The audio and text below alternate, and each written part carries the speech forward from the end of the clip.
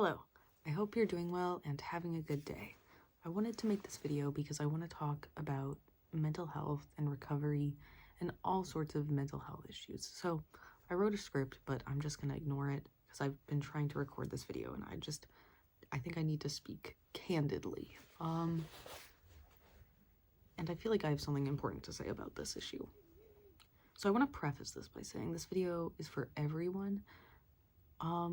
This message I think is true for the entire scope of humanity, and it doesn't matter if you don't have an eating disorder, or you don't think you have an eating disorder, or you struggle with something else completely, you're from a different background.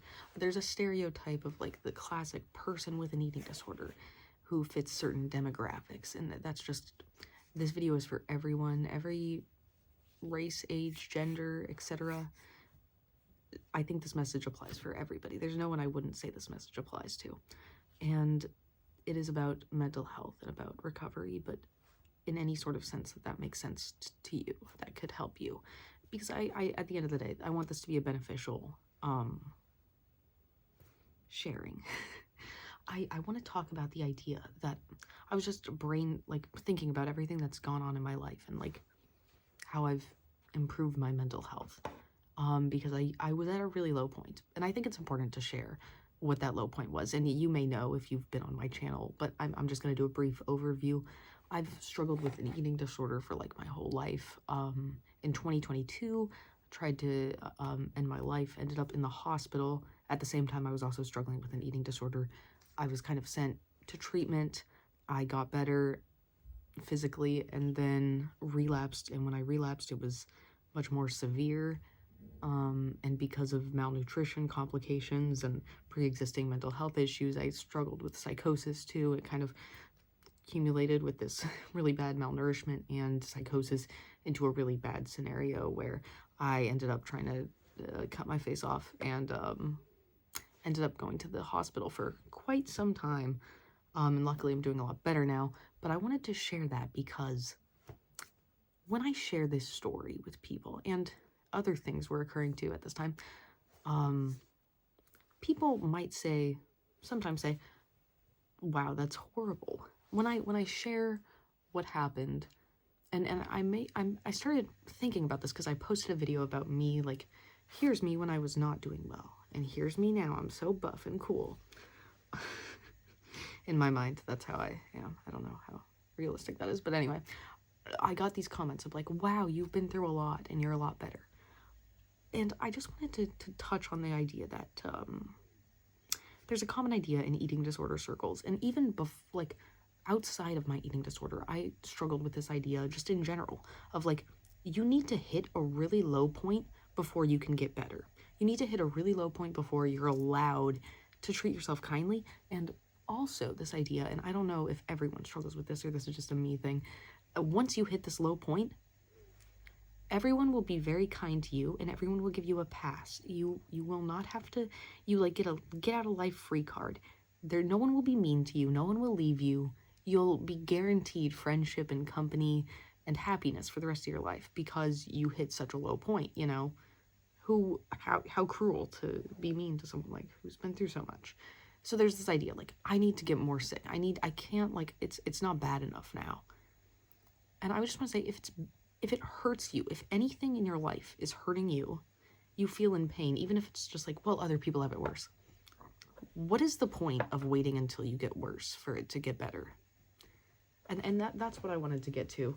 I have a lot of things to say about the topic, but at the end of the day, the main thing I say is, why wait until it's really bad? Because I'll tell you what happens when you wait. I think I'm in the same place right now I'd be if I never let it get that bad. If I just started focusing really intensely on recovery at the very start, back in 2022, even before then, I wish, I don't think I'd be it is interesting to have this experience, but at the end of the day, it's caused so much damage that is permanently physical damage to me. And for the sake of eating disorders, if you're watching this, some of that damage and self-harm too, permanent scarring that is on my face, and it's not too bad, but it carries a bit of stigma, it confuses, makes people uncomfortable. It's not very pleasant. And then the physical side effects, struggling with infertility, permanent digestive issues, hopefully not permanent, but it's been 2 years, and it's not great. I have these complicated side effects, and I'm in the same place, I think, physically and mentally, or even worse than I'd be if I just started focusing on recovery right away. So at the end of the day, the point is, you're either going to get better or you're not. That sounds bad, but like people say in recovery spaces, recover or die. I don't love that like dichotomy. The dichotomy is crazy. I don't love the idea that you either need to thrive or you die. I think there might be a bit of middle ground, but at the end of the day, I think that does make a good point. If you're going to end up recovered anyway, why let it get bad? Because the thing you'll be left with permanently is not, I hate to say, I'm not going to say that. You're not going to be left with what you want. You're not going to be left with, and when you hit that point and then you get better, it's not like you look back wistfully like, I'm glad I let it get that bad because I went through such a bad thing. Now everyone's nice. I'll get to that point in a second. Looking back, I feel like I did go through a lot. And then when I got out of the hospital, wouldn't you think, boy, what a time to thrive. What a time to really give it my all and love myself. Well, if you watch my shorts, thanks. And I just posted about being 1 year clean from self-harm, but I've been out of the hospital for longer than 1 year. Well, see, even when I was out, I was still treating myself horribly and really struggling. And why?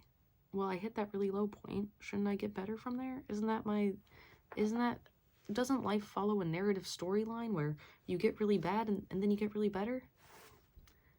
No, you kind of have to try, which is hard.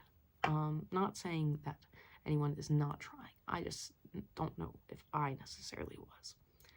And it's really hard. It's also not any easier once you hit that low point to get better, because it's like, wow, well, I hit that really low point, so now I feel like I'm really empowered to get better. It's like every day it's a choice, it's an action, and sometimes I have moments where it's so overwhelmingly hard that I just lie in bed and all I can do is lie in bed and cry the whole day long.